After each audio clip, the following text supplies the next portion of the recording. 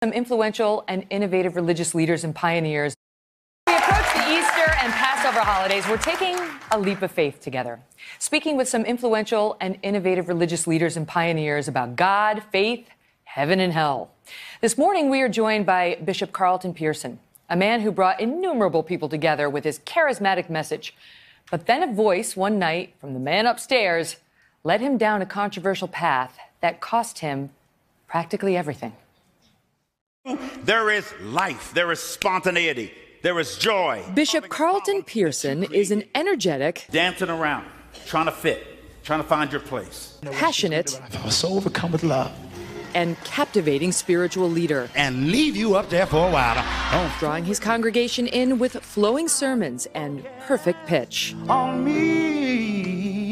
You could say Pearson was born to be a preacher. As a child, our whole life revolved around the church. I started preaching when I was 14. I was licensed at 15, ordained at 18. He attended Oral Roberts University in Tulsa, Oklahoma, and Oral Roberts himself took Pearson under his wing. Out of all the probably 25,000 students that had gone through there by the time he retired, no one had the kind of access to him as I did. He really, literally treated me like his son. You don't know like I. Fresh out of school, Bishop Pearson's popularity and message grew beyond anyone's expectations, including his own. I was the first African-American preacher on the South Side to start a church that was integrated and maintained it to where it became what they would call a mega church in this town, up to about 4,000 or 5,000. Bishop Pearson preached to millions all over the country.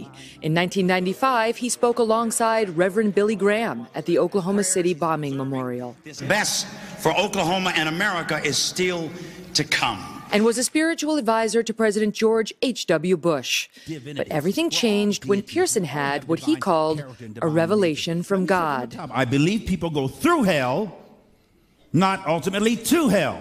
Stop telling people they're going to hell. I said, I don't care if they're sitting there with a needle in their arm, drunk, smoked a joint, HIV positive. Tell them their sins are forgiven. There's no issue between them and God that hasn't been resolved in Jesus. That's all I said. If he didn't condemn, why do we? His new message did not go over well with his congregation or with high-ranking church officials.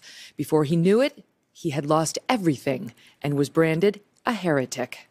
Preachers wrote letters denouncing it. I went from hero to zero and lost it all. Is there anybody you've loved in your own life who backslid and is in hell right now?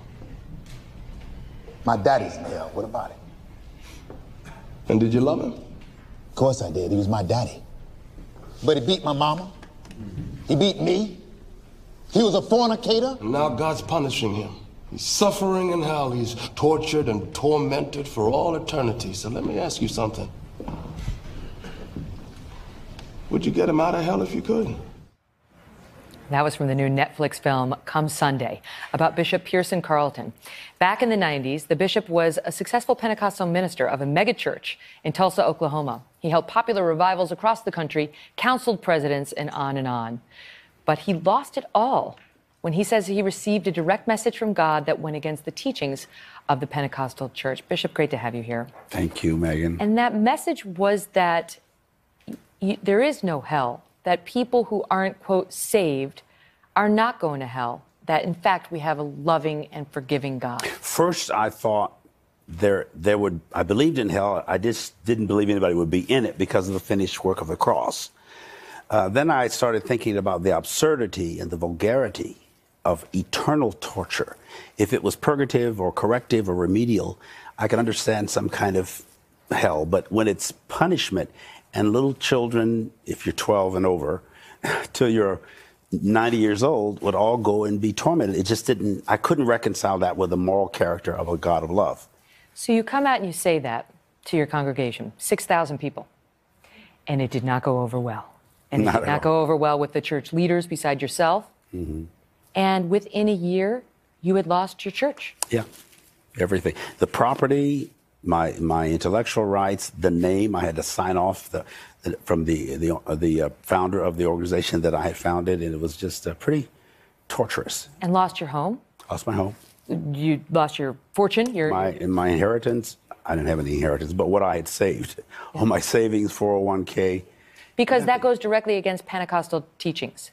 a fundamentalist and Pentecostal teaching, evangelical teachings that goes against the Bible. The Bible can be very controversial because one day it says you love God and the mercy of God endures forever. How can mercy endure forever and hell endure forever? One would cancel out the other. And now you've gotten to a place that is more, shall I say, progressive. It's inclusive, it's loving. In the movie, it walks us through how you had this very close friend who was gay, and initially you were advising him, it's okay to be gay, you just can't do gay. Yeah. And now you've evolved on all of that, yes? Yes. And what's your belief now? That everybody, and just like the makeup artist just said here, not trying to correct anybody, just enhance everybody, who you already are. Bring out the best in you, celebrate, own, honor, respect, love yourself, and be yourself. We spend our lives, most of us, impersonating who we think people want us to be. And we become a world of imposters and impersonators. But when I stop putting on that air, trying to please the people, and I love people, I had to face the guy that I had never met. Mm-hmm. And now you don't have all this money and you don't have the big 6,000 person church, but you're preaching what you believe is God's kind and loving and forgiving message. And was it worth it? I mean, if you could go back now and do it over again, would you?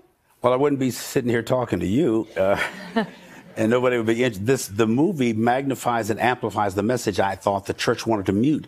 It's like Jason Segel, one of the actors, said to me, Bishop, so what are you feeling, vindication or revenge? I said, no revenge. I do feel vindication, but more importantly, I feel indication, an indication that maybe the universe, God, has a more important posture for this message, that it really should reach masses. Netflix has 117 million homes. That's more than 6,000. Oh, my God. We have a few million watching this show, too. And I heard millions are getting this today. You know what? Thank you so much for your courage and your love. I highly recommend the movie, which is riveting and sad when you see the price he paid for his loving and kind beliefs and the non-acceptance within the community. But thank you for sharing it here. Pleasure, Megan. I'm so proud of you, too. Thank you, love. You're amazing. Thank you.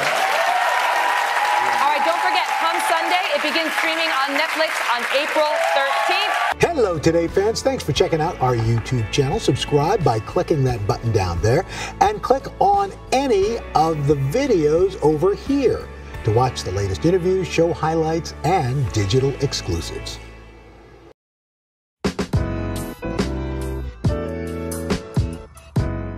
Hi, I'm Adam Charrington. I've been an affiliate marketer for over 20 years, and I'm the founder and CEO of Charrington Media, an 8-figure affiliate marketing company. And I want to share